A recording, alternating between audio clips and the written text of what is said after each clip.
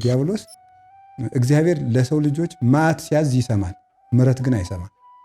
እና መዓት ሲያዝ እግዚአብሔር ይሰማና በዚህ ዘመን እንዲሆናል፣ በዚህ ዘመን ይሄ ሀገር ይቀሰፋል፣ እንዲህ ያለ መዓት ይወርድበታል ብሎ ካወራ በኋላ መላእክት ገብተው ምሕረት ይለምናሉ። ከዚያ እግዚአብሔር ምሕረት ሲሰጥ ዲያብሎስ አይሰማምና መዓቱን እንዳስወራው ይቀራል ማለት ነው። ምክንያቱም እግዚአብሔር የምሕረት አምላክ ነው። ዲያብሎስ ደግሞ ምሕረት ስለማይፈልግ ምሕረት አይገባውም። እምደ ጸላኢ ዛልዎ ምሕረት ብሎ ቅዱስ ኤፍሬም በረቡዕ ውዳሴ ማርያም ላይ ነገረን። ይሄ ነው ምሕረት ከሌለው ከዲያብሎስ እጅ ያዳነን። እሱም ምሕረት የለውም፣ ለሌላም ምሕረት አያደርግም። ምሕረት ስለማይፈልግ ምሕረትም ስለማያደርግ ምሕረትም አይደረግለትም፣ ምሕረትም አይገባውም። እንዲህ ያለ ነውና ሐሰትን አስወርቶት የሚቀረው ከዚህ የተነሳ ነውና የመጀመሪያው ሐሰተኛ ዲያብሎስ ነው። ከዚያ ሐሰተኛ ነቢያት ናቸው። ሕግ እንደዚህ እያለ እናንተ እንዴት በቃችሁ ለዚህ ቢባሉ ደግሞ እግዚአብሔር ቸር ስለሆነ ለዚህ አበቃኝ ብለው ደግሞ ወደ የእግዚአብሔርን ቸርነት ለኃጢአት መፈጸሚያ መሳሪያና ጠበቃ አድርገው ያቀርቡታል ማለት ነው። እንዲህ ያሉት ናቸው የሐሰተኛ ነቢያት የሚባሉት ማለት ናቸው እና መምህራን የሚባሉት። እንደውም ሊቃውንቱ ሲተረጉሙት በሕግ የማይገባ ሌባ ነው የሚሉት። የሕግ በር መጽሐፍ ቅዱስ ነው የሚሉት አባቶቻችን። የሕግ በር የእግዚአብሔር ሕግ ነው ይሉና ወደ በጎች በረት የበጎች በረት የተባለች ቤተክርስቲያን ናት። የበጎች በረት በር ደግሞ የተባለው መጽሐፍ ቅዱስ ነው። ወደ በጎች በረት በበር የማይገባ ማለት መጽሐፍ ቅዱስን ሳይሰራ የሚያስተምር ማለት ሳይሰራ የሚያስተምር እርሱ የሕግ ሌባ ነው። በጎቹም ድምፁን አይሰሙትም ማለት የምዕመናን አባታቸው አይደለም። ትምህርቱም ስርዓቱም ቀኖናውም ተቀባይነት የለውም። ለሚሰራው ኃጢአት ሰው ሌላ ሰው ተጠያቂ ሲሆንለት ያረፍኩ ይመስለዋል። ሌላ ሰው አሁን ብዙ ሰዎች እኮ ራሱ እግዚአብሔር የለም የሚሉት ሰዎች እኮ ራሱ አንዱ እግዚአብሔር የለም የሚሉት የለም ብለው ኃጢአታቸውን ያለ ገደብ መስራት ስለሚፈልጉ ጭምር የለም አለቃ የለም ብለው ዋሽተው የለም ብለው ኃጢአት ለመስራት እንዲመቻቸው ነው። ስለዚህ ምንድነው አይኔ እኮ ጸሎተኛም አልሆነም የማልሰግደው አጋንንት እየተቃወመኝ ነው፣ አጋንንት ስላለብኝ ነው ብሎ በማሰብ ከኃላፊነት ለመሸሽ ተጠያቂ ላለመሆን በአጋንንት ለማመካኘት ሰው ጥግ ይፈልጋል ነው። ለኃጢአቱም ጥግ ይፈልጋል፣ ለጽድቁም ጥግ ይፈልጋል። ያን ጥግ በመፈለጉ ደግሞ እነሱ ያንን ተጠቅመው እንደሚመቹ ነው ደግሞ ተቆዩት ማለት ነው። ክፍተቱን ተጠቅመው ቆዩት እና ተግሳጽ አላፍ መፈለግ፣ ለስጋ የሚመች ትምህርትን ብቻ መስማት የሚጎረብጥና ለስጋ የማይመች ተግሳጾችን ትምህርቶችን አጥንት መቆርጠም አለመፈለግ፣ ሁልጊዜ ወተት ጋቱኝ ማለት እንዲህ ያለው ነገርና የእኛም ስንፍና ይህንን ሁሉ አምጥቶብናል ማለት ነው።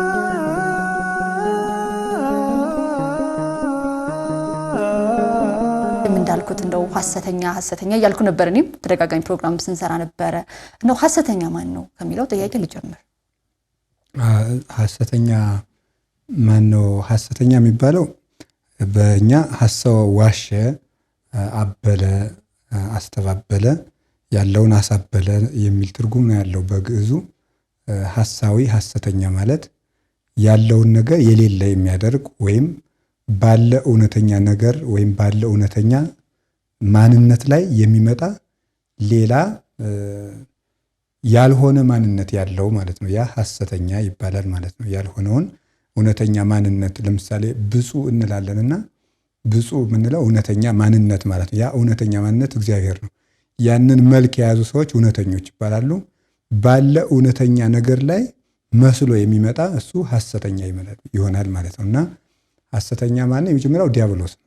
ሐሰተኛ እስመ ሐሳዊ ውእቱ ወአቡሃ ለሐሰት፣ እሱ የሐሰት አባቷ ሐሰተኛ ነው ብሎ ጌታችን መድኃኒታችን ኢየሱስ ክርስቶስ ዮሐንስ ወንጌል ላይ ምዕራፍ 8 ላይ ተናግሯል። አመፃ ወጻት መዛግብቲሃ ብሎ ሄኖክም ምዕራፍ 12 ከቁጥር 1 ጀምሮ እንደተናገረው የሐሰት አባቷ ነው። ልክ ወርቅ ከመዝገቡ እንደሚወጣው፣ እህል ከጎተራ እንደሚወጣው፣ ላም፣ በግ፣ ከብት፣ ፍየል ከማደሪያቸው እንደሚወጡት ሐሰት የሚወጣው ከዲያብሎስ ነውና የሐሰት መዝገብ እሱ ነው። እሱ ሐሰተኛ ነው። ሐሰትንም ወሶበ ይነብብ ሐሰተም ዚያሁ ይነብብ ይላል ጌታ። ሐሰትንም ሲናገር ከራሱ አንቅቶ ነው የሚናገረው እና ከራሱ አንቅቶ የሚናገር እሱ ዲያብሎስ ነው። ሐሰተኛ ከዚያ በኋላ ሐሰተኛ ነቢያት ነበሩ፣ ሐሰተኛ ሐዋርያትም ነበሩ፣ ሐሰተኛ መምህራንም አሉ፣ ሐሰተኛ መነኮሳት፣ እንደዚህ እያለ ይቀጥላል ማለት። ይህ ሐሰት ከዲያብሎስ ተነስቶ ይቀጥላል። ቅድም እንዳልኩት ዲያብሎስ በአንድ ባለ እውነተኛ ማንነት ላይ ያልሆነ ሆኖ የሚመጣ መስሎ የሚመጣው ነው ሐሰተኛ። አሁን ዲያብሎስ እግዚአብሔር አይደለም እግዚአብሔር ነኝ ብሎ ነው የመጣው ማለት እግዚአብሔር ማንነት የለውም።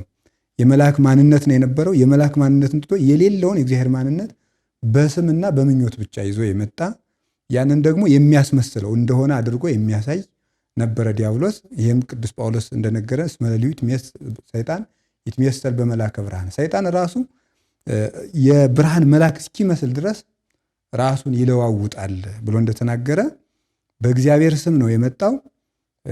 የሌለውን ይናገራል፣ ሐሰትን ከራሱ አንቅቶ ይናገራል፣ ያላገኘውን ያልተባለውን ይናገራል። ማስመሰል ጠባዩ ነው። ወደ ነቢያቱ ስንመጣ ሐሰተኛ ነቢያት ነበሩ። በሙሴ ዘመን ለምሳሌ ኢያኔስና ኢያንብሬስ የሚባሉ ጠንቋዮች ነበሩ። እነሱም ነቢይ ናቸው። እሱንም ነቢይ ለማስመሰል እሱም ነቢይ እኛም ነቢይ ነን ለማለት ለመመሳሰል ታምራት አድርገዋል። እና ብዙ ጊዜ ሐሰተኞቹ ታምርን አስመስለው ያደርጋሉ። ታምሩ ግን ለጥፋት እንጂ ለሕይወት አይሆንም። ምልክታቸው ይሄ ነው። ለሕይወት ማጥፋት እንጂ መመለስ አይችልም። በነገራችን ላይ ዲያብሎስ እግዚአብሔር ለሰው ልጆች መዓት ሲያዝ ይሰማል፣ ምሕረት ግን አይሰማም። እና መዓት ሲያዝ እግዚአብሔር ይሰማና በዚህ ዘመን እንዲሆናል፣ በዚህ ዘመን ይሄ ሀገር ይቀሰፋል፣ እንዲህ ያለ መዓት ይወርድበታል ብሎ ካወራ በኋላ መላእክት ገብተው ምሕረት ይለምናሉ። ከዚያ እግዚአብሔር ምሕረት ሲሰጥ ዲያብሎስ አይሰማምና መዓቱን እንዳስወራው ይቀራል ማለት ነው። ምክንያቱም እግዚአብሔር የምሕረት አምላክ ነው። ዲያብሎስ ደግሞ ምሕረት ስለማይፈልግ ምሕረት አይገባውም። እምደ ጸላኢ ዛልዎ ምሕረት ብሎ ቅዱስ ኤፍሬም በረቡዕ ውዳሴ ማርያም ላይ ነገረን። ይሄ ነው ምሕረት ከሌለው ከዲያብሎስ እጅ ያዳነን። እሱም ምሕረት የለውም፣ ለሌላም ምሕረት አያደርግም። ምሕረት ስለማይፈልግ ምሕረትም ስለማያደርግ ምሕረትም አይደረግለትም፣ ምሕረትም አይገባውም። እንዲህ ያለ ነውና ሐሰትን አስወርቶት የሚቀረው ከዚህ የተነሳ ነውና የመጀመሪያው ሐሰተኛ ዲያብሎስ ነው። ከዚያ ሐሰተኛ ነቢያት ናቸው። እነዚህ ሐሰተኛ ነቢያት በሙሴ ዘመን ነበሩ፣ በኤልያስ ጊዜ ነበሩ። ሐሰተኛ ካህናት እያስመሰሉ ከቤተ መንግስት ገብተው በአክዓብና በኤልዛቤል ቤተ መንግስት የሚያታልሉ ነበሩ። በኤርሚያስ ጊዜ ሐሰተኞች ነቢያት ነበሩ። ትንቢተ ኤርሚያስ ምዕራፍ 23 ላይ እለ ይሰርቁ ቃሌ ያላቸው ቃሌን የሚሰርቁ ብሎ የተናገራቸው ሐሰተኞች ነቢያት ነበሩ። በኋላ ደግሞ ሐሰተኛ ሐዋርያትም ነበሩ። ቢጽ ሐሳውያን ብለው ሐዋርያትን የሚያሳብሉ በሐዋርያት ስም የሚመጡ ሐዋርያትን የሚመስሉ ግን ሐዋርያ ያልሆኑ ደግሞ ምንደኞች ደግሞ እንደዚህም ነበሩ። ሲሞን መሰሪ ለምሳሌ የሐዋርያ ሥራ ምዕራፍ 8 ላይ የምናገኘው አንዱ ሐሰተኛ ነቢይና ሐሰተኛ ሐዋርያ መስሎ የተነሳ ሰው ነው። ይህ ሰው እንግዲህ እንደ አብም እንደ ወልድም እንደ መንፈስ ቅዱስም መሆን ይችላለሁ ብሎ የተነሳ ሰው ነበረ። እስከ ላይኛው ሰማይ ድረስ አድርጎ ነበረ። በኋላ ቅዱስ ኤፍሬም ቅዱስ ጴጥሮስ ሲያማትብበት ነው ወርዶ ተንቆጫቁጾ ረግፎ የሞተ ማለት ነው። እና አስመሳዮች እንደዚህ ያሉ ነበሩ። ምልክታቸው ምንድን ነው? እነዚህ ሐሰተኛ ሰዎች ምልክት አላቸው፣ ልክ እንደ አባታቸው እንደ ዲያብሎስ ማለት ነው። የመጀመሪያው ሐሰተኛ ሰዎች ወይም ሐሰተኛ ነቢያትና መምህራን በበር አይገቡም። ጌታችን መድኃኒታችን ኢየሱስ ክርስቶስ ዮሐንስ ወንጌል ምዕራፍ 10 ከቁጥር 1 ጀምሮ እንደተናገረው ወዘይዋ እንተ አንቀጽ ውስተ አጸደ አባግዕ ወዘአርገ እንተ ካልእ ገጽ ሰራቂ ወጉህለያ ውእቱ ብሏል። ወደ በጎች በረት በበር በኩል የማይገባ በመስኮት የሚገባ እሱ የበጎች ሌባ ነው ብሎ ተናግሯል ማለት ነው። የበጎች ሌባ ነው። በነቢያት ስንሄድ በትንቢት በር ያልመጣ ማለት ነው። በሕግ በር የማይመጣ አሁን በነቢያት ዘመን የሚነሱት ሐሰተኛ ነቢያት የሚለኩት አንዱ መለኪያ ምንድን ነበረ? በሕግ በር መምጣት አለባቸው። በሕግ በር አይመጡም፣ ሕግን ይጥሳሉ። በሕግ በር ካልመጣ ይነቅኑ ማይጥውም ወማይ መሪር እምሃዱ አዘቅት ብሎ ቅዱስ ያዕቆብ በመልእክቱ እንደተናገረ ከአንድ ምንጭ መራራና ጣፋጭ ውሃ ሊቀዳ አይችልም። አንድ ውሃ ነው የሚቀዳው። መራራ ከሆነ መራራ፣ ጣፋጭ ከሆነ ጣፋጭ። ከአንድ እግዚአብሔርም እወና አልቦ አይቀዳም። እወ ከሆነ እወ ነው፣ አልቦ ከሆነ ደግሞ አልቦ ነው። አይደለም ከሆነ አይደለም ነው፣ ነው ከሆነ ነው ነው። በዚህኛው እንዲህ አድርጉ ብሎ በሙሴ እንዲህ አድርጉ ብሎ የሰራ እግዚአብሔር በሌላው ነቢይ መጥቶ ደግሞ አታድርጉት ብሎ ሕግ ሊሽር አይችልም። እግዚአብሔር አንድ የማይጸጸት ባህሪ ያለው እውነተኛ ፈጣሪ ስለሆነ ማለት ነው። ስለዚህ በሕግ በር ይለኩ ነበር። በሕግ በር ሕግን አይፈጽሙም። ለስርዓቱ ለኦሪት ሕግ አይታዘዙም። ዝም ብሎ ብቻ ነቢይነቱን ይዘው ሕዝብ የሚያጨረብሩ ናቸውና በበር የማይገባ ሌባ ነው ያለ። በሕግ በር የማይመጣ በስርዓት በር የማይመጣ ለነቢይ የነቢይነት በር አለው። ለሐዋርያ የሐዋርያነት በር አለው። ለካህን የክህነት በር አለው። ለመነኩሴ የመነኩሴነት በር አለው። ለባሕታዊ የባሕታዊነት በር አለው። ለዲያቆን የዲያቆንነት በር አለው። በእነዚህ በሮች ያልመጣ ዲያቆን አይደለም፣ ቄስ አይደለም፣ መነኩሴ አይደለም፣ ባሕታዊ አይደለም፣ ሐዋርያ አይደለም፣ ነቢይ አይደለም ማለት ነው። እነዚህን በሮች መምጣት አለበት። ትናንት በተከፈተው በር ከገባ ነው ቤተክርስቲያን ከፍታ ልጅ ብላ ልታስገባው የምትችለው ማለት ነው። የትናንትናዎችን የሚጥስና የሚጣረስ ከሆነ እሱ ምን ይሆናል? ለምሳሌ አሁን አንድ ነገር ብናነሳ ኤልያስ መጥቷል ሲባል ነበር። አሁን በቅርብ ጊዜ ነቢዩ ኤልያስ መጥቶ ነበር። አሁን በትንቢት በር መምጣት አለበት። ነቢያት የነቢያት ፍጻሜያቸው ክርስቶስ ነው። የነቢያት ፍጻሜያቸው ክርስቶስ ከሆነ ነቢዩ ኤልያስ የሞተው ስለ ክርስቶስ ከሆነ በዚህ ዘመን የመጣው ኤልያስ ግን አትቁረቡ ካለን ይሄ ሌባ ነው ማለት ነው። ያኛው ኤልያስ አይደለም ማለት ነው። በሕግ በር ነው የምንለካው የሚባለው ለዚህ ነው ማለት ነው። የነቢያት በራቸው ከክርስቶስ ማድረስ ነው። የሐዋርያት በራቸው ክርስቶስ መስበክ ነው። የሰማዕታት በራቸው በክርስቶስ መሞት ነው። የመነኮሳት በራቸው ለክርስቶስ መኖር ነው። የባሕታውያን በራቸው የቆሮንቶስን የክርስቶስ መልክ ይዞ ለቤተ ክርስቲያን መታየትና መዓዛ ክርስቶስን ለብሰው ማሳየትና መኖር ነው። መዓዛ መለኮቱን እያሸተቱ መኖር ነው። ስለዚህ ለቤቱናው በቤቱናው በር ከፍተን እንጠብቀዋለን። በዚያ በር ስቶ የቤቱናውን እንጦንስ የገባበትን በር፣ ጳውሊ የገባበትን በር፣ አርሳኒዎስ የገባበትን በር ትቶ በሌላ በር ከገባ እሱ ሌባ የቤቱና ሌባ ነው ማለት ነው። እነዚያ ባላደረጉት በር የመግመጠ ከሆነ ቅዱስ ጳውሎስ ባልሄደበት በር መጥቶ ሐዋርያ ነኝ ካለም ይሄ የሐዋርያነት ሌባ ነው። ቅዱስ ጳውሎስ ሕግ አክባሪ፣ ትሁት፣ ራሱን ለቤተክርስቲያን አሳልፎ የሰጠ ስጋውን የሚጎስም ሆኖ ሳለ ምቾት የሚፈልግ ራሱን የሚያስታብይ ቤተክርስቲያንን የሚነቅፍና የሚለያይ ለስጋዊነት የተመቸ ትምህርት የሚያስተምር ከሆነ የሐዋርያነት ሌባ ነው። በቅዱስ ጳውሎስ በር ስንጠብቀው ይህን ሰው እንዘጋበታለን። በቅዱስ ጳውሎስ በር የክህነት በር አልመጣም፣ የመስዋዕት በር አልመጣም፣ የስርዓት በር አልመጣም። የቅዱስ ጳውሎስን የቅናት በር አላዘም፣ የትህትና በሩን አላዘም፣ የተጋድሎ በሩን አላዘም። ለዚህ ሰውዬ ቤተክርስቲያን በሯን አትከፍትለትም። በመስኮት ቢገባ በክህነት ዘግታ ታወጣዋለች ማለት ከቤተክርስቲያን ተለየዋለች። እና የመጀመሪያው በር ሕግ ነው። በሕግ በር አይመጡም፣ በቀኖና በር አይመጡም፣ በስርዓት በር አይመጡም። ለዚህ ምንን ያመካኛሉ? የእግዚአብሔርን ቸርነት ነው የሚያመካኙት። እግዚአብሔር ቸር ስለሆነ ሕግ እንደዚህ እያለ እናንተ እንዴት በቃችሁ ለዚህ ቢባሉ ደግሞ እግዚአብሔር ቸር ስለሆነ ለዚህ አበቃኝ ብለው ደግሞ ወደ የእግዚአብሔርን ቸርነት ለኃጢአት መፈጸሚያ መሳሪያና ጠበቃ አድርገው ያቀርቡታል ማለት ነው። እንዲህ ያሉት ናቸው የሐሰተኛ ነቢያት የሚባሉት ማለት ናቸው እና መምህራን የሚባሉት። እንደውም ሊቃውንቱ ሲተረጉሙት በሕግ የማይገባ ሌባ ነው የሚሉት። የሕግ በር መጽሐፍ ቅዱስ ነው የሚሉት አባቶቻችን። የሕግ በር የእግዚአብሔር ሕግ ነው ይሉና ወደ በጎች በረት የበጎች በረት የተባለች ቤተክርስቲያን ናት። የበጎች በረት በር ደግሞ የተባለው መጽሐፍ ቅዱስ ነው። ወደ በጎች በረት በበር የማይገባ ማለት መጽሐፍ ቅዱስን ሳይሰራ የሚያስተምር ማለት ሳይሰራ የሚያስተምር እርሱ የሕግ ሌባ ነው።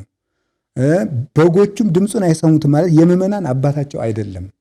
ትምህርቱም ስርዓቱም ቀኖናውም ተቀባይነት የለውም። በረኛውም አይከፍትለትም ማለት የቤተ ክርስቲያን እንግዲህ በሩ መጽሐፍ ቅዱስ በረቷ ቤተ ክርስቲያን ስትሆን በር ከፋቿ መንፈስ ቅዱስ ነው። መንፈስ ቅዱስ ለእንደዚህ ያለ ሰው የምስጢር በር አይከፍትለትም። ስለዚህ ተከፈተልኝ ተገለጠልኝ ቢል ውሸቱን ነው ማለት ውሸቱን ነው። በሕግ በር ሳይመጣ ሕግን ልተረጉም እግዚአብሔር መንፈስ ቅዱስ ገልጦልኛል ቢል ውሸቱን ነው። መንፈስ ቅዱስ ለእንደዚህ ያለ ሰው በሩን አይከፍትምና ምክንያቱም እግዚአብሔር የሕግ አምላክ ስለሆነ ማለት ነው። የሕግ አምላክ ነው። በረከትን ሁሉ የሚሰጣት በሕግ መስፈሪያ እየሰፈረ ስለሆነ ከዚህ የተነሳ ብትጠብቁት ይጠብቃችኋል ብሎ በሰጠው ሕግ የማይመጣ ሌባ ነው። ሌሎቹ ሐሰተኞች የሚባሉት ሳይገቡ የሚወጡ ናቸው። እነዚህ ሳይገቡ የሚወጡ ጌታ እዚሁ ዮሐንስ ወንጌል ምዕራፍ 10 ላይ ነው። እኔ የበጎች በር ነኝ፣ አነ ውእቱ አንቀጸ ባግዕ ዘበአማን ዘወአንታቤ ውእቱ ይድህን ይበው ይወፅ ወይረክብ ምርአየ። እኔ እውነተኛ የበጎች በር ነኝ፣ በእኔ በኩል የሚገባ ይድናል ይልና ይገባል ይወጣል ይላል። ይወጣል ይገባል አይልም። ይገባል ይወጣል ነው። ይገባል ይወጣል እና ይሄ ምንድን ነው? ወደ ትምህርት ይገባል፣ ወደ ማስተማር ይወጣል። ወደ ትምህርት ይገባል፣ ወደ ማስተማር ይወጣል። እንደው ደግሞ ምንድነው ደግሞ አባቶቻችን ይወጣል ይወፅ ወይበው ብለው ደግሞ ከአዛውረው ሲተረጉሙት ይወጣል ይገባል ከሆነ ደግሞ ከኃጢአት ይወጣና ወደ ስርየት ይገባል። ከክህደት ወጥቶ ወደ ሃይማኖት ይገባል። ከልማድ ወጥቶ ወደ ስርዓት ይገባል። ከዚያ ደግሞ ከድንቁርና ወጥቶ ወደ እውቀት ይገባና መልሶ ይወጣል፣ ወደ ማስተማር ይወጣል። አሁን ብዙ ጊዜ እነዚህ ሐሰተኞቹ ሳይገቡ የወጡ ናቸው። መምህራቸውም አይታወቅም፣ ማን እንዳስተማራቸውም አይታወቅም። ሳይዘሯቸው የበቀሉ ናቸው። በዚህ ነው የሚታወቁት። ያለ መምህር ለመምህርነት የበቃ ሐዋርያም ሊቅም የለንም። ተምረው ነው ሁሉም ማለት ነው። ቅዱስ ጳውሎስ ሁለተኛ ጢሞቴዎስ ምዕራፍ 3 ቁጥር 12 ላይ ለጢሞቴዎስ ሲገልጥለት ተአምር ከመማህበመኑ ተምህርከ ከማን እንደተማርክ ታውቃለህና ነው የሚለው። ከማን እንደተማርክ ታውቃለህና የሚለው ከ46ቱን የብሉይ ኪዳን መጽሐፍት ከማውቅ ከኔ የተማርክ ነህ እያለው ነው። ከኔ የተማርክ ነው። ይሄ ጢሞቴዎስ ወይ መምህርነትን ይዘህ ስራ ብሎታል ቅዱስ ጳውሎስ ማለት በተማርክበት በተረዳህበት ጸንተህ ኑር ብሎታል። እንዴት መቼ በተማርኩት መቼ በተረዳሁት ጸንቼ ልኑር ብሎ ቢጠይቀው ከማን እንደተማርክ ታውቃለህ፣ ከቀናው መምህር ከኔ ተምረሃል። አሁን ያሉትን ሐሰተኛ መምህራን ተብለው የሚመደቡትን ከማን የተማሩ ቢባል ምንጭ የላቸው። እንዲያውም ቅዱስ ሄሬኒዮስ የቤተክርስቲያናችን ታላቁ ሊቅ የሚባለው ሁለተኛ ክፍለ ዘመን ላይ የነበረው መጽሐፍ ቅዱስን ከግኖስቲኮች አስተሳሰብ የጠበቀው አባታችን እሱ እነዚህ ግኖስቲኮች የበርናባስ ወንጌል፣ የያዕቆብ ወንጌል፣ የጴጥሮስ ወንጌል እያሉ ሌሎች መጽሐፍትን ሁሉ ሰብስበው ወንጌልን ብዙ አድርገው ሲያመጡ አይ ወንጌል 4 ነው እነዚህ አይደሉም ብሎ ሲለያቸው እንደኛም ሰብስበናል አንተማ ምትሃል ያንተ ብቻ ትክክል የሚሆነው ለምንድን ነው ሲሉት እሺ እኔ የሐዋርያው የቅዱስ ዮሐንስ የልጅ ልጅ ነኝ እናንተ የማን ልጆች ናችሁ ነው ያላቸው። ቅዱስ ዮሐንስ ወንጌላዊ ያስተማረው ፖሊካርፐስ አለ። ፖሊካርፐስ ሄሬኒዮስን አስተምሯል። እኔ የእሱ የልጅ ልጅ ነኝ እናንተ ከማን የተቀዳችሁ ናቸው? ከሐዋርያዊ ሰንሰለት ተቆርጠው የወጡ ናቸው ሐሰተኞቹ ማለት። በዚህ ሲረታቸው ነው መጽሐፍ ቅዱስን ጠብቆ ያቆዩ ማለት ነው። ከየትም አልመጡም። ዝም ብለው ሰብስበው ያመጡትን ወሬ መጽሐፍ ቅዱስ አድርገው አቀበሉት እና ከማን የተቀዱ እንደሆኑ የማይታወቁ ናቸው ሐሰተኞች የሚባሉት። ከማን እንደመጡ ከየትም እንደመጡ አይታወቅም። መምህርም የላቸውም። ለዚህ ክርክር ደግሞ ሲነሳባቸው የሚያነሱት ጥያቄ አለ። መንፈስ ቅዱስ መጽሐፍ ቅዱስን ላነበበ ሁሉ ይገልጣል፣ ተገልጦልን እናስተምራለን ብለው ያነሳሉ። እንደዚያ ቢሆን ኑሮ ክርስቶስ 3 ዓመት ለሐዋርያት ማስተማር ሳያስፈልገው ዝም ብሎ አንድ መጽሐፍ ቅዱስ አጽፎ ለአንድ ጸሐፊ ሰጥቷቸው ይሄድ ነበር ማለት ነው። መንፈስ ቅዱስ ይገልጣል ሲባል መንፈስ ቅዱስን ዝም ብሎ ጌታ ለሐዋርያት ልኮላቸው በቃ መጽሐፍ ቅዱስ መንፈስ ቅዱስ ላኩላቸው ይገባቸዋል ብሎ መሄድ ነበረበት። ግን ጌታ ያስተማረም እያለ ነው። አስተምሮ ማቴዎስ 13 ላይ ስናነብ አስተምሮ ለበውክሙኑ እያለ አስተዋላችሁን ተረዳችሁን እያለ ነው። ሐዋርያትም ፈክር ለና ተርጉምልኝ ይላሉ። ክርስቶስም ለበውክሙኑ ይላል እና በቤተክርስቲያናችን የትርጓሜ ትምህርት ቤትም ስንተረጉም ግድ የሌለው መምህር ለበውክሙኑ አይልም፣ ግድ የሌለው ተማሪም ፈክር ለና አይልም። ግድ የሌለው ተማሪ ማስቆጠሩን ነው እንጂ ተርጉሙልኝ አይልም። ግድ የሌለው መምህርም ማስተማሩን ነው እንጂ ተረዳችሁ ሆይ አይልም። ክርስቶስ ግን ለልጆቹ ለደቀ መዛሙርቱ ግድ የሚሰጠው ስለሆነ አስተዋላችሁን ይላል። ተርጉሞ ብቻ አይሄድም ነበር። ስለዚህ እንዲህ አድርጎ መላልሶ አስተምሮ 3 ዓመት በምድር ላይ የቆየበት አንዱ ምክንያት ሐዋርያት ወንጌል እስከሚረዳቸው ድረስ ነው። እስከሚረዳቸው አስተምሮ ከዚያ በኋላ መንፈስ ቅዱስን የላከላቸው እሱ ያስተማራቸውን እንዳይረሱ ነው እንጂ አዲስ እውቀት ለመግለጥ አይደለም። ያስተማራቸውን እንዳይረሱ ይነስ እምኔ ወያዜክረክሙ ኩሎ ነው ያላቸው። ዮሐንስ 14 ላይ ሲናገር ከኔ ወስዶ ያስተማርኳችሁን ሁሉ ያስታውሷችኋል ነው ያላቸው። ያስታውሳችኋል መንፈስ ቅዱስ መጥቶ። ስለዚህ መንፈስ ቅዱስ ትምህርት ለሚጠራ ሰው እንዲህ እንደውም ትዕቢት ነው። እግዚአብሔር መምህርን ሹሞ ከመምህር ሳይሆን ራሱ እግዚአብሔር እንዲገልጥልኝ ነው የምፈልግ ማለት ትዕቢት ነው። ራሱ መምህራንን የሾመን አምላክ ማሳበል ነው። ክርስቶስ ራሱ እኮ ከመምህር ስር ነው የዋለው። የሉቃስ ወንጌል ምዕራፍ 2 ላይ ስንመለከት እመቤታችን ጌታ ልጇ ጠፍቷት ስትፈልግ ወረከብዎ በማእከለ ሊቃውንት ጌታችን ኢየሱስ ክርስቶስ ከአይሁድ መምህራን መካከል ሲከራከር ሲማር ሲጠይቅ ነው ያገኘችው ማለት። ክርስቶስ በረበናተ አይሁድ መካከል ተገኝቶ ሲጠይቅ ከተገኘ ከመምህራን ስር ሳልውል መንፈስ ቅዱስ ገለጠልኝ ማለት ትዕቢት ነው። መንፈስ ቅዱስን መሳደብ ነው። በእሱ ያከበራቸውን መናቅ ነው። እና ሐዋርያትም እንዲያውም አንድ ነገር የምናስተውለው ጌታ የጌታ ወንጌል የተጻፈው ካስተማራቸው በኋላ ያስተማራቸው ሰዎች ነው የጻፉት። ያልተማሩ ሰዎች መንፈስ ቅዱስ ተገልጦላቸው አይደለም የጻፉት። አንድ ቅዱስ ጳውሎስ 14ቱንም መልእክታት የጻፈው አስተምሯቸው ከሄደ በኋላ የተማሩትን እንዳይረሱ ነው የጻፈላቸው ማለት ነው። ለአዲስ ላልተሰበከ ሕዝብ አልተጻፈም። ይሄ ማለት አሁን ለእኛ ወንጌል አልተጻፈልንም ማለት አይደለም። በጊዜው መጽሐፍ ቅዱስ የተጻፈው ለተሰበኩት የተሰበኩትን እንዳይረሱ ነው የተጻፈው ማለት ነው እንጂ ሳይማሩ መጽሐፍ ቅዱስን መረዳት ፈጽሞ አይቻልም። ያስተማሪ ሳይኖር እንዴት እያውቀዋለሁ ተብሎም የተነገረ ይሄ ነው እና በመምህር የማይመጡ በትምህርት የማይመጡ ጉባኤ ቤተ ክርስቲያንን የማይወዱ እነዚህ ሳይገቡ የወጡ ለዚህ ነው ቅዱስ ዮሐንስ ወንጌላዊ በመልእክቱ ድሮም ከኛ አልነበሩምና ወጡ ያላቸው ለዚህ ነው። የኛ አልነበሩም ወጡ፣ አልገቡም ወጡ ማለት ነው። ይሄ ነው። ብሕትውናውንም ሳይገቡበት ይወጡበታል፣ ምንኩስናውንም ሳይገቡበት ይወጡበታል። እነዚህ ናቸው ሐሰተኞች የሚባሉት፣ ሳይኖሩ የወጡ ሳያዩት እንዲያውም እንዲህ ያለውን ሰማዕተ ሐሰት ትለዋለች ቤተክርስቲያን። ምንድን ነው? የሐሰት ምስክር የሆነ ሰው ማለት ነው። የሐሰት ምስክሩ ነው የሚቆም ነው። ባላየው ባልሰማው ምስክር የሚሆን በዘሰማይነ ወበዘርኢነ ሰማዕተ ንከውን። ያየነውን የሰማነውን እናገራለን፣ ያየነውን እንመሰክራለን። የሰማነውን ማለት እኮ የተማርነውን፣ ያየነውን ማለት ደግሞ በታምራት የተገለጠልን ማለት ነው። ሃይማኖተ ሰሚዕ እና ሃይማኖተ ርእይ የሚባሉ አሉ። ሃይማኖተ ሰሚዕ የሚባሉት ሰምቶ ተምሮ የሚያምኑት ነው።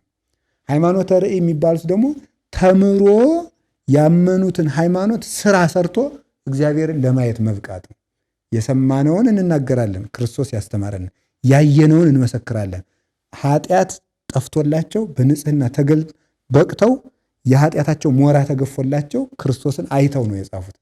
ስለዚህ በቅተው ስለጻፉ የሰማነውን የተማርነውን ያየነውን በብቃት ያየነውን የተገለጠልን ብለው ምስክር ይሆናሉ ማለት ነው። እና ሐሰተኞች አንዱ ምልክታቸው ይሄ ነው ማለት። ሶስተኛ በጣም የሚያስደንቀው እነዚህ ሐሰተኛ ሰው የምንላቸው ምንድናቸው ሲባል የራሳቸውን የሚናገሩ ናቸው። የራሳቸውን የሚናገሩ ናቸው። እንዲህ ያለውን ነገር ቅዱስ ባስልዮስ ዘቂሳርያ በደንብ አድርጎ ያስጠነቅቃል። ከነዚህ መምህራን ያልተጠነቀቀ ሰው ይህን ምልክት አይቶ ያልተጠነቀቀ ሰው ክርስቶስ ከሱ ይለየዋል ነው የሚለው። ምንድነው የራስን መናገር ማለት? አሁን ጌታችን መድኃኒታችን ኢየሱስ ክርስቶስ ሲያስተምር ይህ ትምህርት የኔ አይደለም ይላል። ይህ ትምህርት የኔ አይደለም የአባቴ ነው ይላል። ከአባቴ የሰማሁትን ነገርኳችሁ ብሎ ይናገራል። ከአባቴ የሰማሁትን ነገርኳችሁ። ይብለክሙ አግብርቴ አላ አይርክትሙ አንትሙ፣ እናንተ ባሮቼ አይደላችሁም ወዳጆቼ ናችሁ እንጂ። እስመ ኩሎ ዘሰማይኩ በሀበ አቡየ ነገርኩክሙ፣ ከአባቴ የሰማሁትን ሁሉ ነገርኳችሁ ይላቸዋል። ከአባቴ የሰማሁትን ነገርኳችሁ የሚለው ለክርስቶስ ሲተረጎም ከአባቴ በህልውና ያየሁትን ሲል ነው ተብሎ ይተረጎማል። በህልውና ማለት አብ በወልድ አለ፣ ወልድ በአብ አለ፣ አይለያዩም። እኔ በአብ እንዳለው አብን በእኔ እንዳለ አታውቁም ምን ብሎ እንደተናገረ። ቅዱስ ባስልዮስ ዘቂሳርያ ግን ክርስቶስ ለምን ይህን መናገር አስፈለገው? ይሄ ትምህርት የኔ አይደለም ለምን ይላል? የአባቴ ነው የሚለው ምንድን ነው ሲባል ከአባቶች ያላገኘውን የሚያስተምር ሐሰተኛ ነው። ክርስቶስ ከአብ ያላገኘውን አላስተማረም ይላል። ይህን የሚናገር ከአባቶች ያላገኘውን የሚያስተምር ይሄ ምንድን ነው? ሐሰተኛ ነው። እንዲሁም እንዲህ ያለውን ይባላል ጉስዓተ ልብ። ጉስዓተ ልብ ይባላል በግሱ። ጉስዓተ ልብ ማለት የልብ ጸያፍ ነገር ነው። ከልብ የሚወጣ ምን እንበለው? ከልብ የሚወጣ ቅርሻት ማለት ነው። ከልብ የሚወጣ የሚያስጸይፍ ነገር ነው። ልብ ወለድ ማለት ፈራሽ። አሁን ልብ ወለድ በቤተክርስቲያን ትምህርት ስድብ ነው። ገሌ ልብ ወለድ ነው የሚናገር ማለት ከተባለ ውሸቱን ነው፣ ራሱ ፈጥሮ ነው የሚናገረው ተብሎ ነው። እንግዲህ ስነ ጽሁፉ ልብ ወለድ ያለው ሰዎቹ ፈጥረው ስለሚጽፉት ይሆናል ማለት ነው። ድርሰቱን ጋዱን አለሞክለው ፈጥረው ስለሚጽፉት እንዲያ ተብሎ ይሆናል። ለባለሙያዎቹ እንተዋለን። ግን በእኛ ግን ልብ ወለድ የተባለ ከመጽሐፍ ያላገኘውን ከአበው ያላገኘውን ልብ ወለድ አድርጎ ይተረጉመዋል ማለት ነው። ከማን ያገኘው? አሁን እንደዚያ ተብሎ ለመተርጎሙ ለምሳሌ ክርስቶስ የበጎች በር ነኝ ይላል። የበጎች በር ነኝ ስላለ ኢየሱስ አማላጅ ነው ሊል ይችላል አንድ ሰው። እንደዚህ ብሎ እንደዚህ ተብሎ ትርጉሙ እንደዚህ ለመሆኑ ማን ነው እንደዚህ ብሎ ያስተማረ? ከማን አባት አግኝተዋል? በትክክል አንድ የመጽሐፍ ቅዱስ ክፍል ዋናው ነገር በዓለም ላይ በክርስቶስ ስም የተመሰረቱ የእምነት ድርጅቶች ልዩነታቸው የበዛበት ምክንያት መጽሐፍ ቅዱስን በሚረዱበት መንገድ ነው፣ ለየራሳቸው በሚተረጉሙበት መንገድ። መጽሐፍ ተርጓሚ የሚባለው ተርጓሚ ማለት በቤተክርስቲያን አስተምሮ አንድ ሰው መጽሐፍ ቅዱስን ተረጎመ ማለት የጸሐፊውን ሐሳብ የሚነግረን ሰው ማለት ነው። የጸሐፊውን ሐሳብ የሚነግረን ሰው በትክክል ሊለው የፈለገውን ነገር የሚናገር ማለት ነው። አሁን እንዴት ነው? አሁን በዚህ ቅዱስ ዮሐንስ አፈወርቅ ተደጋግሞ ይጠቀሳል። ጸሐፊን አክሎ የሚናገር ሰው እሱ ተርጓሚ ይባላል። ልቡን የሚነግረን ማለት ነው። ካልሆነ ሊለው የፈለገውን አሁን ለምሳሌ ውጣ እያለ ግባ ብሎ የሚነግረን ከሆነ ትርጉሙ ውጣ ሊሆን ይችላል። ሰውየው ግባ ብሎ የሚነግረን ከሆነ አልተገናኝም ከጽሑፉ ጋር ማለት ነው። ይህንን የሚያስረዱን ምንድነው? ሐዋርያዊ ሰንሰለት አለ። ሐዋርያዊ ሰንሰለት አለ። ከዚያ ተቆርጦ ከወጣ ሰውየው ከማን አባት አንድ ጥቅስ ለምሳሌ እናንሳ። አንድ ጥቅስ ብናነሳ ለምሳሌ መስቀሌን ተሸክሞ ያልተከተለኝ ሰው አይድንም ይላል። ለምሳሌ መስቀል ምንድን ነው ብለን ስንናገር አንዱ አይ መስቀል የተባለው በቃ መከራ ነው ሊል ይችላል። ሌላው ደግሞ አይ መስቀል የተባለ በትክክል መስቀሉንም መሸከም አለብን ማለት ነው ሊል ይችላል። ትርጉሙ እንደማን ነው ብለን ብንጠይቅ ስለዚህ ጉዳይ በቅቶ የተረጎመ አባት ያስፈልገናል በዘመኑ። ይህንም መስፈርት አለው። ለዚያ ቀርቦ ከዚያ ያላገኘውን ካስተማረ ውሸቱን ጉሳተ ልብ ነው።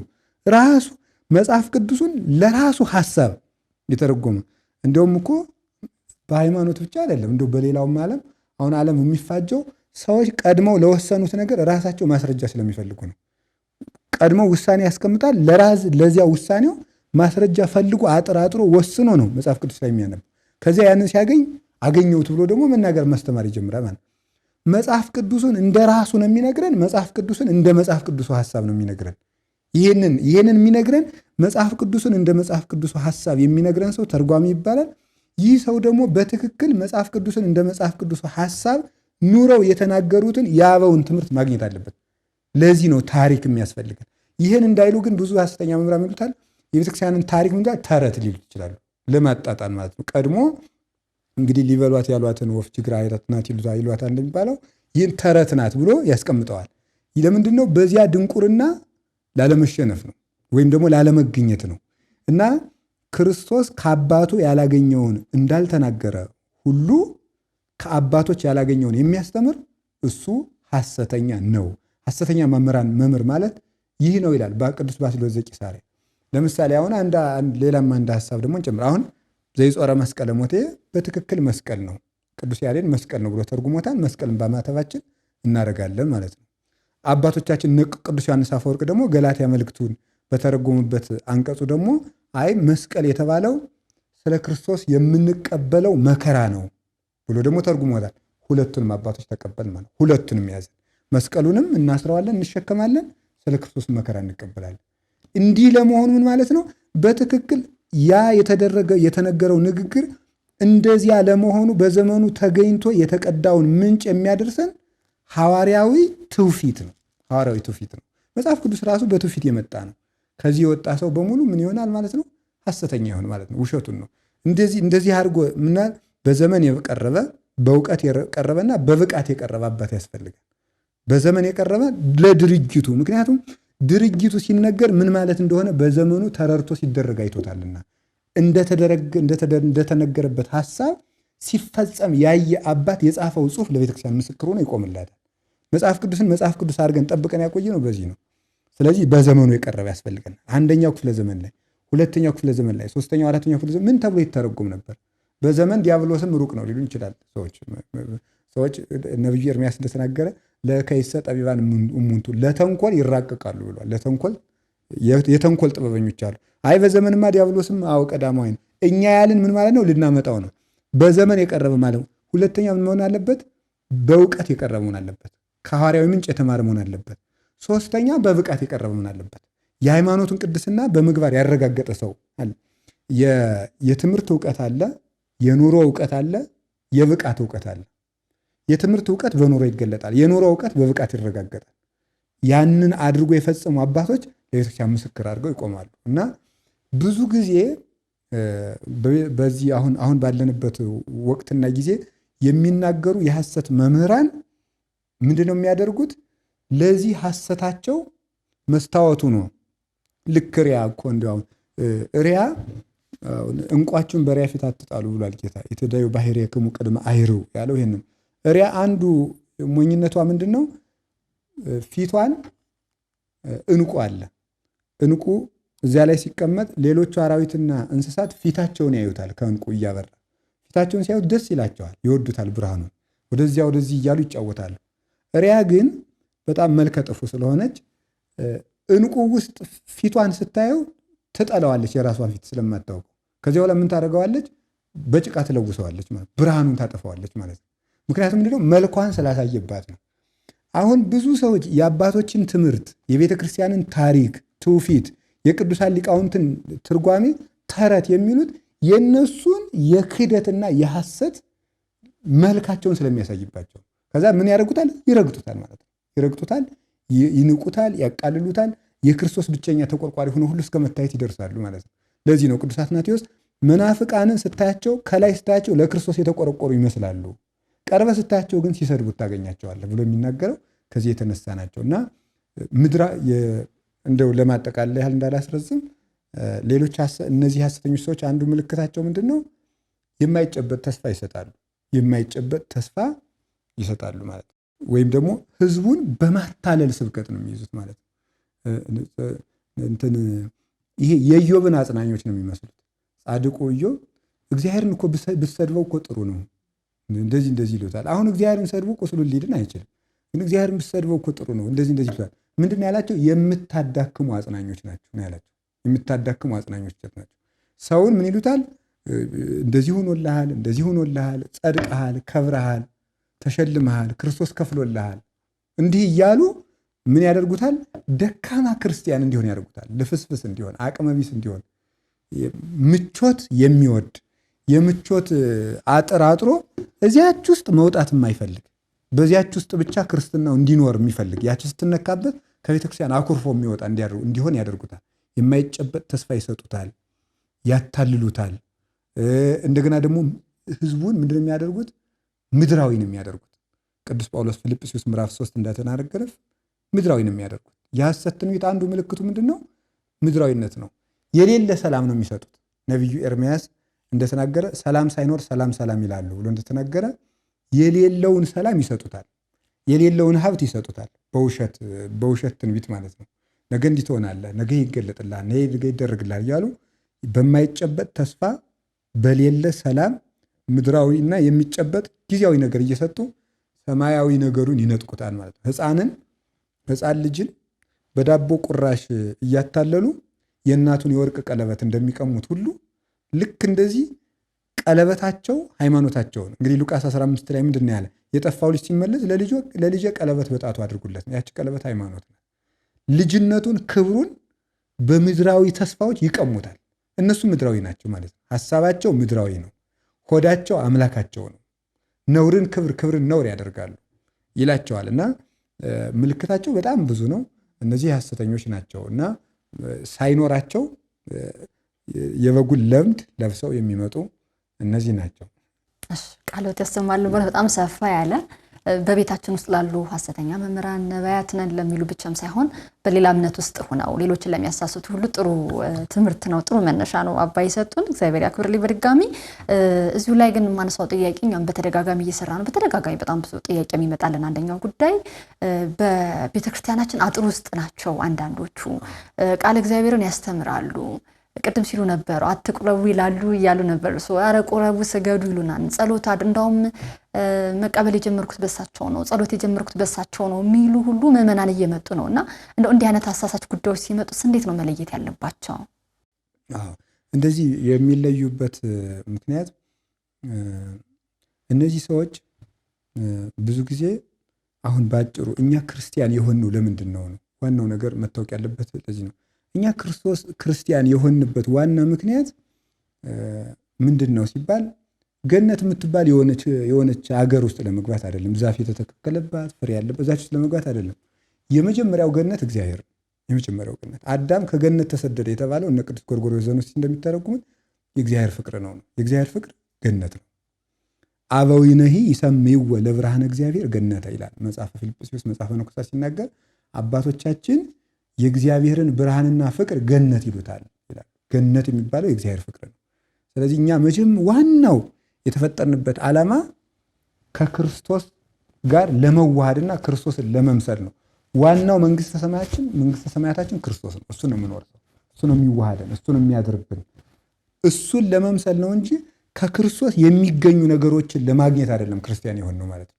የእሱን መልክ ለመያዝ እሱን ለመምሰል የእሱ አካል ብልት ለመሆን ነው እንጂ ክርስቲያን የሆን ነው በክርስቶስ ጤና ለማግኘት በክርስቶስ ሀብት ለማግኘት እንደዚህ ለማግኘት አይደለም የሆን ነው ማለት ነው። አሁን እነዚህ ሰዎች ምንድን ነው የሚያስቡት? እንደዚህ ያሉ ሰዎች እንደዚህ ያደርጋሉ። ሰውን ቤተክርስቲያኒቱንና ክርስትናውን ከክርስቶስ በሚደረግለት ስጦታ ጤና እንዲለካው አድርገውታል ማለት ነው። ያንን ሲያጣ በእግዚአብሔር ላይ እንዲያኮርፍ ወይም ደግሞ ያ ጤና እስካለቀቀ ድረስ እግዚአብሔር ከኔ አይደለም ብሎ እንዲያስብ ማለት ነው። እንዲያውም በጣም የሚያስደንቅ አሁን በአሁኑ ወቅት ምን እየተደረገ ነው? የክርስቲያኖችን ነፃ ፈቃዳቸውን ሁሉ የሚቀማ ትምህርት እየተነገረ ነው። ለምሳሌ ምንድነው? ሰውን አጋንንት ተቆጣጥሮታል። አጋንንት ስለተቆጣጠረው ካልወጣለት መጸለይ አይችልም፣ መጾም አይችልም፣ መስገድ አይችልም። ስለዚህ የግድ የዚህ ምንድነው ማለት ነው። ብዙዎቹ እንዲያውም ምን ይላሉ? አሁን ባለፈው እኔም ሰዎች ሲነግሩ ነበር። አንድ ሰው ምን ብለው ተናግረዋል? 90% የኢትዮጵያ ሰው ጋኔን አለበት እንጂ በጣም የሚያስደንቅ ነገር ነው በእውነቱ ማለት ነው። ይህ እግዚአብሔርን ሁሉ መሳደብ ነው። ክርስቶስን አምልኮ ስጋው ደግሞ ተቀብሎ ቤተክርስቲያን አስቀድሶ የሚኖርን ሰው ጋኔን አለበት ብሎ መሳደብ ክርስቶስ ቤተክርስቲያንን ትቷታል። ለሐዋርያት የገባውን እስከ ዓለም ፍጻሜ ከእናንተ ጋር ነኝ ብሎ ማቴዎስ 28 ላይ የገባውን ቃል ኪዳን ትቶታል ብሎ መሳደብ ነው። ይህ በጣም ነውር። ይህም ወደ ምን ነው የሚወስደው? ሰው 90% የኢትዮጵያ ሕዝብ አጋንንት ካለበት ስለዚህ እኩል ይሆናል። አባገሌ ካላወጡለት የኢትዮጵያ ሕዝብ መጽደቅ አይችልም ማለት ነው። ይሄ ወደዚህ ለሚወስደው ነው። የዚህ እንደዚህ አይነት የነጋዴዎች የሚነግሩትን ማስታወቂያ አይነት ማለት ነው። ወደዚያ ነው ሊወስዱን የሚፈልጉት። ግን ነፃ ፈቃድ አለ። የዚህ ማለት ምን ማለት ነው? ይሄ ማለት ምን ማለት ነው? እኔ መጸለይ የማልችለው መጾም የማልችለው መስገድ የማልችለው ጋኔን ስላለብኝ ካልሆነ እኔ ላለመጽደቄ ተጠያቂው ጋኔን እንጂ እኔ መሆን የለብኝም። ምክንያቱም ስላደረብኝ ነው መጸለይ ያልቻልኩት። ወይም ደግሞ እግዚአብሔር ሊያወጣልኝ ሲገባው አላወጣልኝምና ተጠያቂው እግዚአብሔር ይሆናል። የሉተር አይነት አካሄድ ማለት ነው። እኔ ኃጢአት ብሰራ እንኳን ለእኔ ኃጢአት ተጠያቂው እግዚአብሔር ነው ብሎ የሞኝ ነገር ሲናገር የነበረ ሰው ነው ማለት ነው። እና ነፃ ፈቃድ አለን በክርስትና የነገረ ድህነት አስተምሮ። ዋናው ነፃ ፈቃድ። ነፃ ፈቃድ ሰው የወደደውን ይሰራል። አጋንንትም አስገድደው አያድሩበትም፣ እግዚአብሔርም አስገድዶ አያድርበትም። ስለዚህ ሰዎች እነዚህ ሐሰተኛ ነቢያት፣ ሐሰተኛ መምህራን በቤታችን ውስጥ ያሉ የክርስቶስ ተከታይ ከማድረግ ይልቅ ሰውን የነሱ ተከታይ ወደ ማድረግ ይወስዱታል ማለት ነው። ከምን የሚያነሱት? ይሄንን አሁን ቅድም እንዳልነው ቁረቡ ይሉናል፣ ስገዱ ይሉናል፣ እንደዚህ ይሉናል የሚሉት እንደማይጠቀሙበት ሰይጣን በነገራችን ላይ የማይጠቀሙበትን ጽድቅ ያሰራል። በትዳር የሚጠቀመውን መንኩስ የሚገባውን አግባ ማለት ሰይጣን ያውቅበታል ማለት አክስቶ አጥቁሮ በጣም ሰው በአጥንቱ እስኪሄድ ድረስ እንዲመንን ሁሉ እኮ ያደርጋል። ሰይጣን ያስመንናል። መጨረሻው እንደሚከፋ ካወቀ ዋናውን ነገር እየነጠቀው እንደሆነ ካወቀ ያስቆርበዋል፣ ያስቀድሰዋል። እሳት በላይ ላማፀ ያለለ ክህዱ ስሞ እሳት ማየው ለርቷነ ልብ ለለ ይገብሩ ፈቃዶ። ለአመፀኞች የሚባል እሳት ነው። ቆርበውት አይጠቀሙበትም። ሕግ እየጣሱ ስርዓት እየጣሱ ከቅዱስ ሲኖዶስ በላይ እየሆኑ ቤተክርስቲያንን እየተሳደቡ ስርዓተ አበውን እየጣሱና ቤተክርስቲያንን እየናዱ ሰውን ቆራቢ ያደርጋሉ። ያለ ቤተክርስቲያን ሰው ቆራቢ ሊሆን አይችልም። በቅድስት ክህነት፣ በቅድስት ሲኖዶስ፣ በቅድስት ቤተክርስቲያን ነው መቆረብ የሚቻለው ማለት ነው። ያለ ሐዋርያት ስርዓት፣ ያለ ሐዋርያት ክህነት፣ ያለ ሐዋርያት ሲመትና ስርዓት ሰው ቆራቢ ሊሆን አይችልም። በቁርባንም እንዳይጠቀምበት ነው የሚያደርጉት ማለት ነው። እና አሁን ቆርበው የሚከተሉት ክርስቶስን ሳይሆን ያን ሰው ነው የሚከተሉት። በጣም ያደንቃል።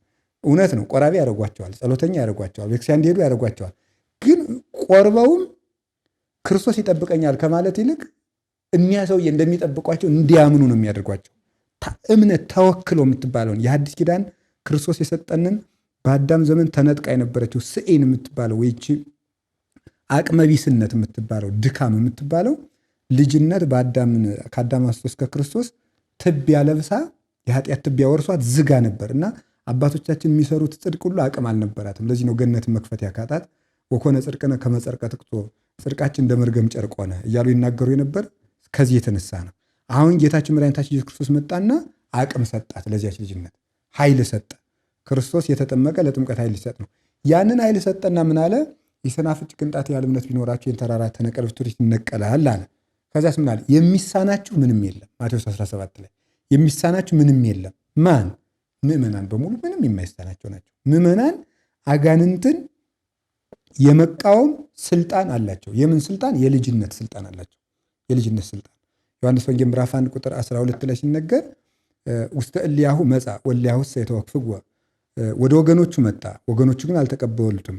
ወለእለሰ ተወክፍዎ ወሀቦሙ ስልጣነ ወልደ እግዚአብሔር ይኩኑ፣ ለተቀበሉት ግን የእግዚአብሔር ልጆች የሆኑ ዘንድ ስልጣንን ሰጣቸው ነው የሚለው። ስልጣን አጋንንትን የምንቃወምበት ኃጢአትን ድል የምንነሳበትን ስልጣን ሰጥቶናል። ኃጢአት በእኛ ላይ አስገድዶ ሊያሰራን አይችልም። ይሄንን ነው ነፃ ፈቃዱን ቀሙት። የምዕመናንን ክርስቶስ የሾማቸውን የልጅነት አጋንንትን የመቃወም ስልጣን ነጠቋቸው ማለት ነው። ለዚህ ነው ቅዱስ ያዕቆብ ግን ኦሆ በልወ ለእግዚአብሔር ወእንቤ በልወ ለጋኔን፣ ያዕቆብ መልእክት ምዕራፍ 4 ላይ እግዚአብሔርን እሺ በሉት አጋንንትን ግን እምቢ በሉት ወይርቅ እምኔክሙ፣ ከእናንተም ይሸሻል ብሎ የተናገረ ለዚህ ነው። እግዚአብሔርን እሺ ሰይጣንን እምቢ ያለ ሰው አጋንንት ከሱ ይሸሹለታል፣ ማንኛውም ምእመን ማለት ነው። ስለዚህ የልጅነትን ስልጣን፣ ነፃ ፈቃድን፣ ነገረ ድነቱን ሁሉ የሚድን ነው። ቅዱስ ዮሐንስ መጥምቅ አስተምሮ ምዕመናንን ለክርስቶስን ያስረከባቸው። እንደዚህ አይነት መምህራን ደግሞ የዘመናችን መምህራን ለክርስቶስ ሰማዕት ከሚሆኑ ይልቅ ለሚከተሉት አባት ሰማዕት ቢሆኑ የሚወዱ ምዕመናን ያፈሩት ማለት ነው። ለሱ የሚቆሙ ለክርስቶስ የሚሞቱ ለቤተክርስቲያን የሚሞቱ ከቤተ ክርስቲያን ክብር የአንድ ግለሰብ ክብር የሚበልጥባቸው ምዕመናንን አፍርተናል ማለት። ይሄንን የተኩት ለምንድን ነው? የክርስቶስ እንግዲህ ከሕፃናት አንደበት ምስጋናን አዘጋጀ የሚል ቃል እግዚአብሔር አለ መዝሙር 8 ላይ ከሕፃናት አንደበት ምስጋናን አዘጋጀና ይሄ ሕፃናት የተባሉት አበው ሊቃውንት እንደተረጉሙት መላው ክርስቲያኖች የክርስቶስ ሕፃናት ናቸው። የሕፃን አንዱ ጠባዩ የእናት አባቱ ጥገኛ መሆኑ፣ ራሱን ማስተዳደር አይችልም። ምዕመናንም በእግዚአብሔር እጅ ሆነው የሚኖሩ ናቸው። ራሳቸውን ለእግዚአብሔር የሰጡ ናቸው። ራሴን አኖራለሁ ማለት የለባቸውም። ስለዚህ ሰዎች እግዚአብሔር ያኖረኛል፣ እግዚአብሔር ያስብልኛል ማለት ሲገባ ከዚያ ለእግዚአብሔር ይኖራሉ፣ ለእግዚአብሔር ይሞታሉ። ቅዱስ ጳውሎስ እንደተናገረው ለክርስቶስ ኑሮን ለክርስቶስ እንሞታለን ነው። ሰው እንኳን ለራሱ መኖር ለራሱ መሞት እንኳን አይችልም። መሞት እንኳን የሚችለው ለክርስቶስ ነው። ግን ሰዎች ለሰው እንዲሞቱ፣ ለሰው ክብር እንዲከራከሩ፣ የክርስቶስን ቤተክርስቲያንና ክብር ለግለሰብ አሳልፈው እንዲሰጡ ያደርጓቸዋል። ህዝቡን ሰብከው ለማን አስረከቡት ነው? ለቤተክርስቲያን አስረከቡት ወይስ የራሳቸው መንጋ አደረጉት? ለክርስቶስ መንጋነት ነው ያስረከቡት። ሰብስበው እኮ ያበረከቱት ለክርስቶስ ነው፣ ሐዋርያትም ሊቃውንትም። እነዚህ ግን የሚያስረክቡት ለራሳቸው ነው። የሰባውን ያርዳሉ፣ የወፈረውን ያርዳሉ፣ ያወራርዳሉ። የጠፋውን አይፈልጉም፣ የተሰበረውን አይጠግኑም። የሐሰተኛ መምህርነታቸው ምልክት ቅዱሳን አባቶቻችን የበቁ ናቸው የሚባሉት ጸጋ ያደረባቸው ቅዱሳን ራሳቸው ምንም ቢባሉ ምንም አይሉም። ቤተክርስቲያን ስትነካ ብቻ ነው የሚቆጡት። እነዚህ ደግሞ ቤተክርስቲያን ስትነካ ምንም አይሉም። እነሱ ሲነኩ ብቻ ሰራዊታቸው ግር ብሎ ይነሳል፣ ይቆጣሉ። እነዚህ ናቸው እንግዲህ አባት የሚባሉት። አባ አጋቶንን አንድ አባት ሂዶ እንዲህ አለው፣ የማይረባው አጋቶን አንተ ነህ? አዎ። ሕይወቱ ሁሉ ከንቱ የሆነው አጋቶን አንተ ነህ? አዎ። ዘማዊ አጋቶን አንተ ነህ? አዎ። መናፍቁ አጋቶን አንተ ነህ? አይደለሁም። እስካሁን ነኝ አልክ፣ ለምን አሁን እንደዚህ ያልክ ሲባል ሃይማኖት ሲነካ ዝም አይባልም። ይህማ ክርስቶስን መካድ ይሆንብኛል ይላል። አሁን የተገላበጠ ነው። ሊቁ ቅዱስ ዮሐንስ አፈወርቅ የተናገረው ነገር ነይነሰ ወለጥነ ስርዓቱ ለእግዚአብሔር፣ እኛ የእግዚአብሔርን ስርዓት አገላብጠነዋል ነው የሚለው። አበው ቅዱሳን ቤተ ክርስቲያን ስትነካ ይናገራሉ፣ እነሱ ሲነኩ ዝም ይላሉ። የአሁኖቹ ደግሞ መንጎቻቸው ምልክታቸው ይሄ ነው። እነሱ ሲነኩ ይቆጣሉ፣ ቤተክርስቲያን ስትነካ ዝም ይላሉ። ስለነዚያ አባቶች ወይም ደግሞ መምህራን ናቸው ስለሚባሉት ሰዎች ሲባል ቤተክርስቲያን ትቅር ወይ ቢባል እንኳን እሺ የሚሉ ናቸው ተከታዮቻቸው ማለት ነው። እና እንዲህ ነው የሚያደርጉት እነዚህ። አንዱ ችግራችን ይሄ ነው በውስጣችን ያለው። እንደው አባ እዚህ ላይ ሌላ ማነሳው ጥያቄ እነዚህ ሐሰተኞች የምንላቸው የሚነሱበት ጊዜ የሚነሱበት ወቅት አለ ወይ? ቅድም እንዳነሱልን እንግዲህ በጣም እንግዲህ ከዘመነ ሐዋርያት ጀምሮ ጌታችን ራሱ በነበረበት በዘመነ ሥጋዌ በተመላለሰበት ጊዜ በሙሉ የነበሩ ናቸው። ከዛ በኋላም በየዘመናቱ ይነሳሉና እነዚህ የሚያስነሳቸው ምቹ ሁኔታ ወይም ነባራዊ ሁኔታ ምን ሲሆን ነው? ወደ ሀገራችን ወይም አሁን ወዳለችው ቅድስት ቤተክርስቲያናችን እንመጣለን። እንዳጠቃላይ ግን እናንሳውዬ ነው እነዚህ ሰዎች የሚነሱት አንደኛው የነሱ ክብር ፈላጊነት ነው። አንዱ ክብር ፈላጊነታቸው እንደዚህ እንዲነሱ ያደርጋቸዋል። በሐዋርያት ዘመን አሁን ሲሞን መሰሪ ተነስተው ለምሳሌ እነ ሐዋርያት እየጫኑ ሲያስተምሩ አየ። እኔም እንደናንተ እጅ እየጫንኩ መንፈስ ቅዱስ እንዳሳድር ሳንቲም እንኩና ክህነት ስጡኝ ነበር ያላቸው ማለት ነው። አንዱ የሚያደርጋቸው ከዚያ ያንን ክብር ተምረው እንግዲህ በክህነት በኩል የራሱ 4-5 መስመሮች አሉ። አንድ ሰው ካህን ለመሆን የሚያበቃው እነዚያን ሳያሟሉ ሲቀሩ በጥንቆላ ያን ነገር ማሳካት ይፈልጋሉ። ያንን ፍላጎት ያጡትን ነገር በጥንቆላ ማሳካት ሲፈልጉ የግድ ከዚያ በኋላ ለዚያ ነገር ቁሞ ይሞታል። እና አንዱ ዋናው ክብር ፈላጊነት በቤተ ክርስቲያን ውስጥ በጣም ትልቁ ኃጢአት የሚባለው ክብር መፈለግ ነው። ዲያብሎስ ክርስቶስ ከእግዚአብሔር ጋር ተጣልቶ የቀረ ክብር በመፈለጉ እና ክብር ስለሚፈልጉ ያንን መክበር የሚፈልጉትን ነገር በመጽሐፍ ቅዱስ ስለማያሳኩት ወይም በስርዓተ ቤተክርስቲያን መጥተው ለማሳካት ትዕግስቱም አሰራሩም ስራውም መንገዱም ስለሌለ በጥንቆላ ያሳኩታል ማለት ነው። አንዱ ችግር ይሄ ነው። ሁለተኛ ደግሞ የእውነተኛይቱን ትምህርት ለምዕመናን አለመዳረስ ወይም ደግሞ ምዕመኑ ለራሱ የሚመቸውን ፈልጎ የሚሰማ መሆኑ ነው። እኛ በራሱ እንደውም አንድ አባት እግዚአብሔር ከምን ይጠብቃል ተብለው ሲጠየቁ እግዚአብሔር ከምን ይጠብቃል ተብለው ሲጠየቁ ምንድን ነው ያሉት? አይ እግዚአብሔር መከራን ከመሸሽ ይጠብቃል ብለው ተናግረዋል።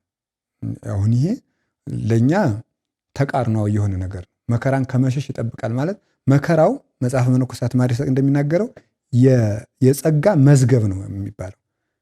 ሰው ሀብቱን በሳጥን እንደሚያስቀምጠው እግዚአብሔር ጸጋን በመከራ ውስጥ ጠቅሎ ነው ያስቀመጠ።